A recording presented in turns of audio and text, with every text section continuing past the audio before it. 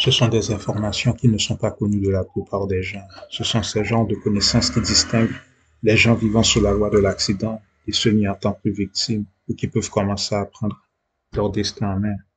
La plupart des événements de votre vie viennent dépendamment de votre valeur corporelle. Vous savez déjà que certaines pratiques augmentent et diminuent cette valeur, ce qui détermine votre valeur corporelle moyenne correspond à votre style/hygiène de vie physique, mentale, astrale. Vous le savez probablement, car nous en avons déjà parlé, mais les cures de désintoxication, les différentes pratiques connectées à ce genre de processus/procédures font que votre valeur corporelle augmente. Donc, ce qui fait augmenter votre valeur corporelle précipite des événements de vie positifs et le contraire des événements de vie négatifs. Si encore ces événements négatifs surviennent, mais que votre compte est positif, ces événements négatifs disparaissent vite tel un accélérateur de particules qui absorbe le mal et le réduit à néant. Ce qui n'est pas sûr est que ce qui tue majoritairement une personne n'est pas que la venue d'un événement négatif au sein de la vie de cette personne, mais la persistance avec laquelle ces événements arrivent et persistent, mais que cette personne n'arrive pas à se défaire. Maintenant, oui, il existe certains cas où un événement négatif définitif et entre parenthèses surprenant fait que la personne meurt soudainement, mais ce n'est généralement pas ainsi. Ici, nous vous disons que ces trucs sont liés à un compte, une forme de comptage sophistiqué qui détermine votre valeur corporelle et nous pouvons vous l'expliquer facilement, assez facilement même. Et nous allons faire usage du processus digestif et c'est tellement simple que certains risquent de ne pas y croire. Le processus digestif, le vôtre détermine votre niveau de valeur corporelle moyen. Si votre système digestif fonctionne optimalement, il est possible d'entrer à ce qu'on appelle des états altérés de conscience. De ce fait, votre système digestif détermine le feu ou pas que vous êtes en mesure et à quelle fréquence vous vous trouvez dans ces états altérés de conscience. Donc, il existe des états altérés de conscience naturels et forcés, et aussi artificiels. Les états altérés de conscience naturelle sont des états qui sont déterminés par ce que vous faites chaque jour, quotidiennement. Si donc votre vie moyennant ces états altérés de conscience surviennent par la pratique du jeûne et de méditation assez régulier, c'est un processus naturel. Ces états de conscience naturels mais forcés font référence à la prise d'herbes fortes, mais qui sont naturels. Certains gens considèrent cela comme une forme de drogue.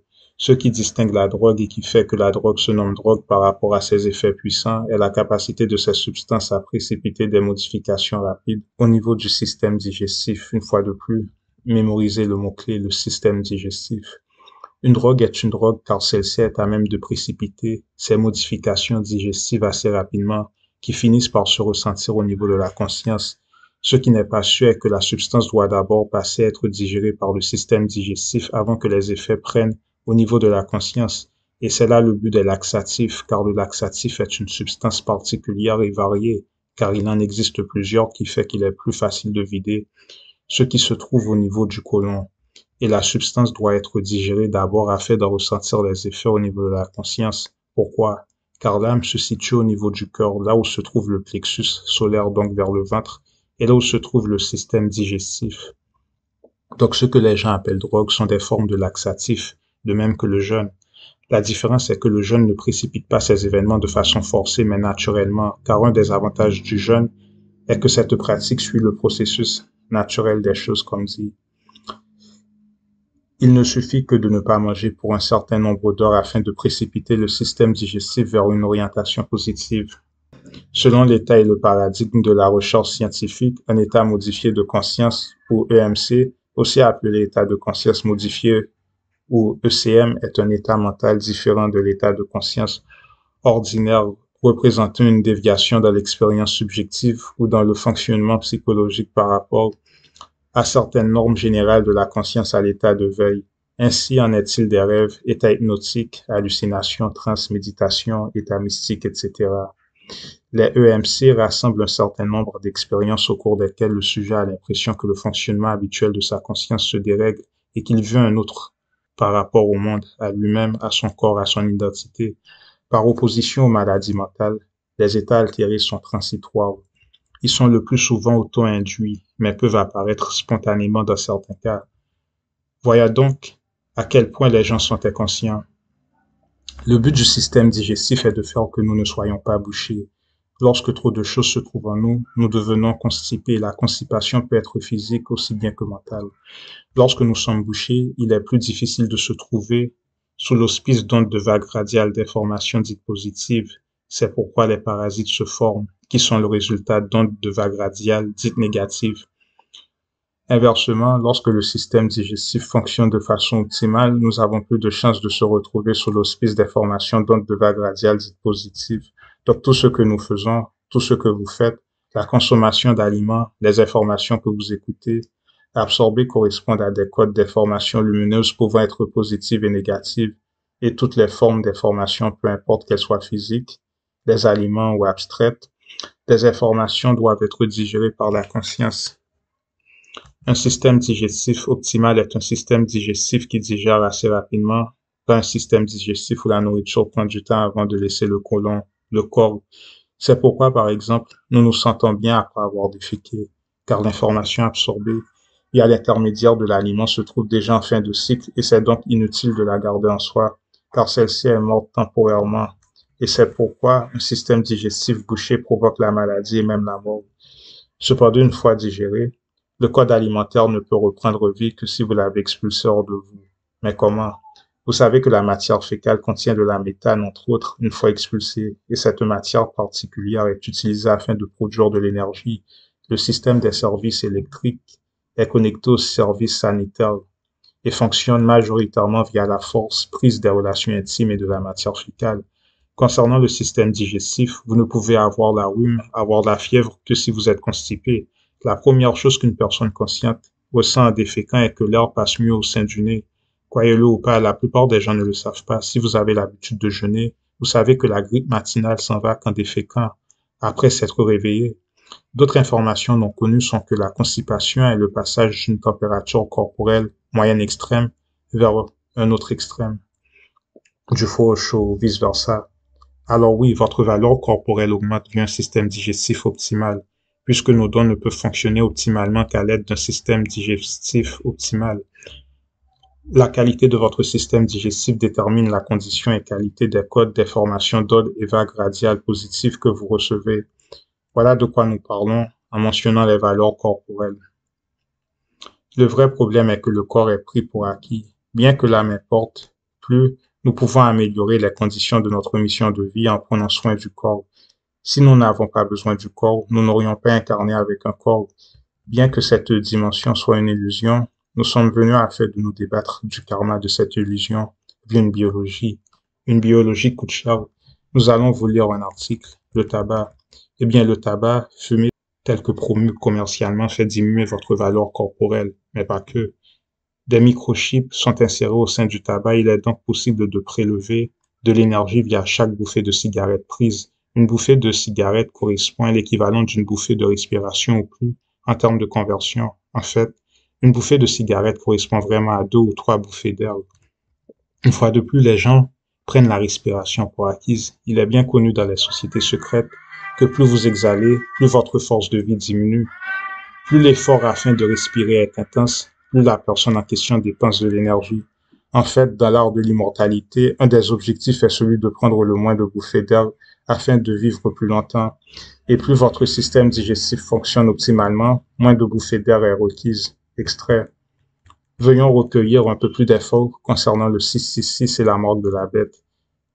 De quelle manière j'ai perdu beaucoup d'argent en effectuant un choix de façon assez inconsciente, en ne réalisant pas les agences de services secrets font usage des produits de tabac comme signature, signal interne afin de hacker, se brancher à notre conscience via des équipements digitaux à micro-échelle.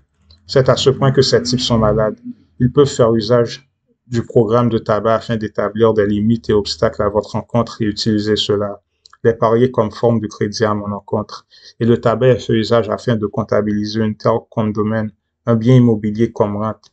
C'est cela qui a été fait à l'encontre de certaines tribus indigènes terrestres, car cela diminue la valeur de votre terre, de votre domaine, de votre valeur corporelle lorsque vous consommez le tabac et les produits du genre.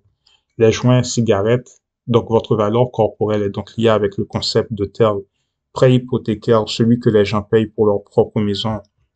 Tout cela est basé sur la valeur corporelle. Et ce n'est pas vraiment un mystère, mais la plupart des gens qui fument sont des gens faisant face à la dépression. Et vous savez que la dépression fait diminuer la force énergétique et donc la valeur corporelle, donc le champ de réseau magnétique corporel. Comme point de rappel, petit rappel, le dossier de vision, notre dossier de vision se situe au sein de notre champ de réseau électromagnétique. C'est donc ainsi qu'ils sont en mesure de se brancher, de hacker la conscience des gens, de défaire certains événements futurs favorables à l'encontre de certaines personnes. Donc pour les gens qui recherchent leur bénédiction et que celles-ci leur sont volées, eh bien c'est à l'aide de certaines agences secrètes qui pactisent avec les entités afin de rendre les victimes en question addictes à certaines pratiques, certaines substances. En général, c'est simple. Toute pratique ou absorption de substances qui fait diminuer la quantité d'eau en vous est une forme d'addiction. Extrait d'article concernant une compagnie Philip Morris International INC.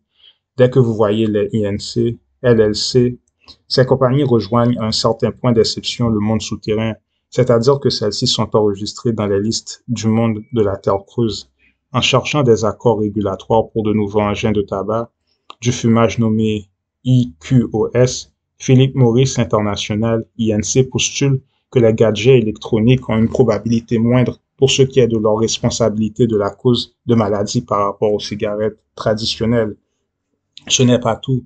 Les détenteurs de IQOS se vantent d'un autre avantage, celui de récolter des informations additionnelles et personnelles pour ce qui est de l'habitude des fumeurs de tabac. Le géant du tobacco est déjà en train de construire une base de données IQOS selon les clients qui se sont abonnés à la compagnie, et celle-ci a développé un programme d'application permettant de passer à l'étape suivante. L'initiative, si permise par les régulateurs, permet l'extraction d'informations concernant les habitudes de fumeurs de tabac et en faire usage pour des buts commerciaux. Ce programme d'application développé au Japon, dit un ancien manager, peut inclure la quantité exacte de bouffées et de fumée de consommation moyenne par jour. Questionné à propos des commentaires de Masoka, la compagnie a répondu que le programme contenu au sein de l'engin qui contrôle, entre autres, la température et la duration de l'utilisation n'est pas mis en usage pour des buts commerciaux sous quelque forme que ce soit.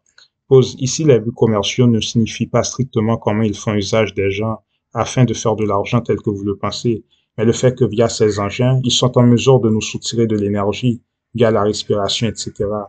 Une firme canadienne spécialisée dans la réingénierie technologique affirme que le IQOS est équipé de contrôleurs de microchips, un incluant l'enregistrement de données pouvant être retransmises à la compagnie à l'aide de certaines modifications effectuées au sein de ces gadgets. La compagnie Philip Morris ne compte pas s'arrêter en si bon chemin, puisqu'elle planifie de tester un patent de brevet microélectronique éliminant la fumée et le cendre au bout de la cigarette. La batterie du système de fumée est la première de son genre et a coûté pas moins de 200 millions de dollars afin de la développer à la suite de plusieurs années de recherche. Un microchip dans le gadget est équipé de l'équivalent de chip V de la télévision lui-même étant un gadget de serrure, verrouillage. Fin de l'extrait. Le but de la vidéo est de vous montrer que certaines agences de services secrets sont en mesure de faire que vous soyez révoqué des mois à l'avance de votre boulot. Si vous avez une maison en prêt, les taxes qui augmentent soudainement au sein de la rente peuvent avoir en corrélation une perte pour ce qui est de la baisse de vos valeurs corporelles. Et tout cela est calculé selon un super ordinateur. Si vous ne comprenez pas, je ne la comprends pas moi-même dans les détails, mais voilà les grandes lignes. Nos bénédictions, nos dûs sont basés selon notre valeur corporelle. La perte de bénédiction, qui est un sujet récurrent chez les croyants, est due au fait que ces derniers sont victimes de leurs addictions, encore une malédiction générationnelle. Nous reportons ici que ces malédictions générationnelles et pertes de bénédiction sont en fait opérées par certains agents secrets qui sont en mesure de pactiser avec les entités en question administrant certaines activités spécifiques ayant à voir avec la nature de vos bénédictions, mais aussi des addictions.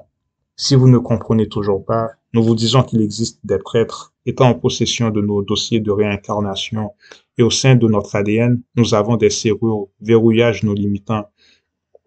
Ces serrures et verrouillages ont été installés en pleine connaissance de cause. Est-ce possible que mon collègue et moi soyons impliqués dans un tel scénario et ne pas être au courant? Correct. Mais ce n'est pas exactement cela. Ceci signifie que nous sommes impliqués en quelque chose, en d'autres aspects de nous-mêmes, et que nous n'en sommes pas conscients.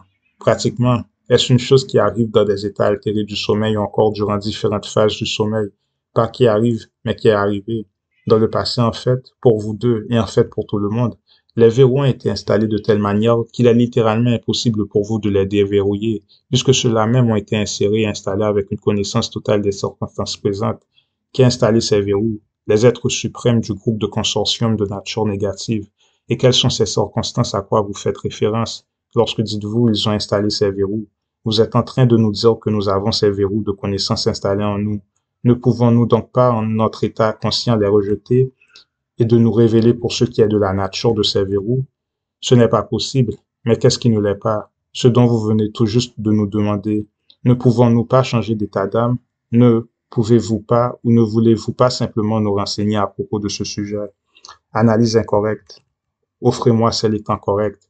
Nous ne pouvons pas vous révéler les détails, qui, quoi, où, de même que vous nous pouvez les déverrouiller. Et pourquoi cela? Violation du libre arbitre, et nous mettrons votre vie en danger en révélant les détails. Mais n'est-ce pas un danger de ne pas les déverrouiller, en quelque sorte? Fin de cet extrait. D'accord, existe-t-il quelque part sur Terre une librairie contenant tous les secrets de la sagesse historique négative? Les secrets dont vous faites allusion sont contenus au sein de structures mentales dans les plans d'existence psychique, certains dont vous n'avez aucune conception. Il n'y a aucun besoin d'enregistrer, de préserver quelques informations que ce soit dans les librairies. Tout cela est fait verbalement et à travers la télépathie mentale. Mais qui a fait cela? Les gardiens de glaive du verrou, les Illuminati. Quel est donc l'objectif de brûler, selon vous, quelconque librairie afin de prévenir autrui à en avoir accès? Pourquoi pensez-vous donc que la grande prêtrise en Égypte était surnommée le chef des observateurs? Fin de cet extrait. En voilà un autre révélateur au sein du projet mannequin.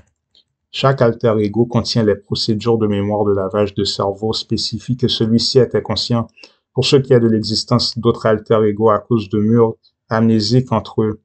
Certaines procédures médicales sont aujourd'hui connues sous le nom de multiples troubles de la personnalité, encore de la personnalité du trouble dissociatif.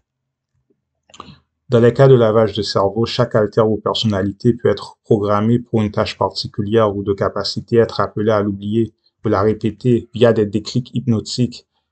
C'est fait par les gardiens afin que le sujet fasse usage de sa capacité afin d'accomplir la tâche. Seuls les gardiens du projet de lavage de cerveau sont en mesure d'appeler les différents alter-ego puisque uniquement sont en possession des codes hypnotiques exacts déclencheurs afin de réaliser cela. Qui étaient les Lévites, un groupe de prêtres pacifistes en communication avec Moïse? Cela ne fait aucun sens. Ils ont sans aucun doute commis le bellicisme, ont été derrière toutes les lois et régulations que les Hébreux ont obéies, sans compter le massacre de nombreux peuples. Cela ne fait aucun sens. Oh oui, il y a du sens. Les pacifistes peuvent être des administrateurs, pas des esclaves. Fin de l'extrait. Alors oui, la loi de la taxation, la science de la taxation n'est pas que le prélèvement d'argent à notre dépens, c'est le prélèvement d'énergie à nos dépens. Et c'est pourquoi nous sommes stressés lorsqu'en dette ou en dette de taxes. Beaucoup trop de choses sont prises pour acquis ici, dans ce monde. C'est pourquoi nous en avons marre de payer des taxes. Le dicton, ça sape l'énergie et la morale. Payer des taxes taxe littéralement le corps et la conscience. La vue, par exemple, à voir avec la science du reflet. Ce que vous voyez n'est que le reflet de quelque chose d'autre. À titre d'exemple, la question que vous souhaitez poser est où se trouve le miroir produisant ce reflet? Bonne question, mais cela va plus loin que cela. Mais sachez que dès que vous avez accès à un objet émettant une forme de réflexion, vous êtes observable. Les sciences de l'espionnage, de l'épiage, c'est la science du reflet. Donc lorsque la valeur corporelle est basse, il est plus facile de dispenser, d'éliminer une personne, d'émettre une prime spirituelle à l'encontre de celle-ci. La science du pari, c'est la science de la prédiction.